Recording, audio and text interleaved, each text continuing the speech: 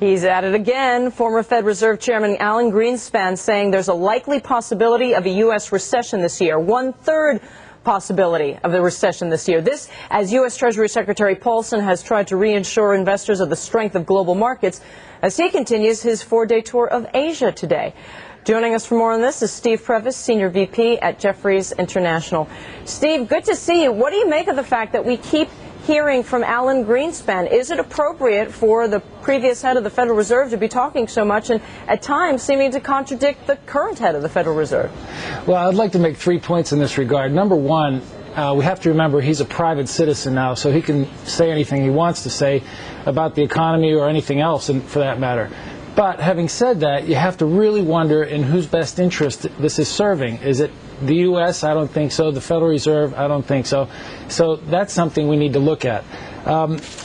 What happens then if the economy later this year, like Fed Chairman Bernanke says, what happens if the economy does accelerate and get stronger? Mr. Greenspan's going to have a little egg on his face. And the third thing is, I think everybody ought to follow the lead of Warren Buffett, and that is go to the website, Berkshire Hathaway website, read his letter to shareholders, and try to follow his lead. Now, I didn't hear anybody commenting about Warren Buffett commenting about Mr. Greenspan's comment, and the reason is he really doesn't care. He just stays focused, doesn't care about knee-jerk reactions. He stays focused on his business, and that's what the rest of us ought to do too. You, me, and Ross were talking during the break. Mr. Greenspan certainly seems to have gotten a lot clearer since he left his position. Yeah, you know, it's like watching a child recite the ABCs now. You can understand every single word he's saying, and it's very clear, and it's not like when he used to go for the Humphrey Hawkins testimony, and everybody would walk away scratching their heads. So, yeah, I have to agree with you on that one. There's no Fed speak here. Steve, hi. Christy here. In the meantime, Paulson in Asia is saying that any weakness in the housing market will not have any impact in the U.S. financial markets. Do you believe him? Well, I think this meeting was set up some time ago, and I think it's just interesting that it's coincided with some market turmoil. But I think the real focus of his visit over there is probably three-pronged.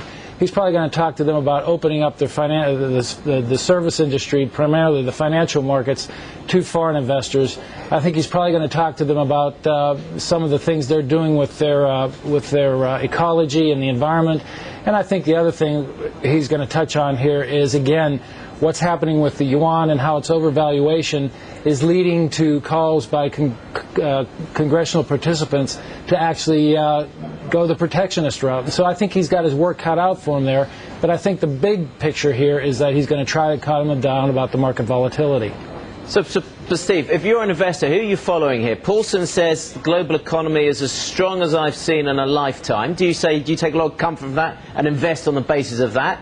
Or do you say, hang on a sec, Mr. Greenspan says there's a third probability that we're going to see a recession in the United States. Boy, I better change my strategy and invest on the back of that. Who do you follow?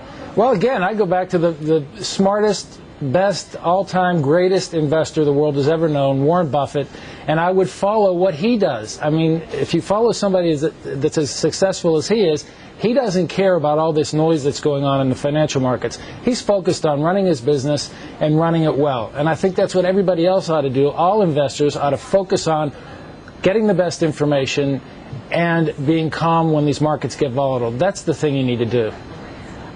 Nevertheless, though, there are people who will be sitting down either side of this global growth story and investing on the back of it, whether it's in commodities side or whether it's in the currency sector. And you can't do necessarily in those sectors. You can't do what Mr. Buffett does.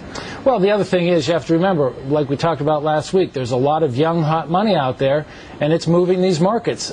People with a little bit less experience and gray hair tend to make snap judgments and knee-jerk reactions. And I think that's really what we've seen here. A lot of that new hot money is in one place, and that's China and Asia in general. And I think that's probably part of the reason Paulson is over there, is to try and calm them down, clue them in a little bit better on what's happening in the U.S. economy, and just trying to smooth things out a little bit so that we don't get this ridiculous volatility that we've had here last week or so. Steve, good to see you. Steve Previs, Senior VP at Jefferies International.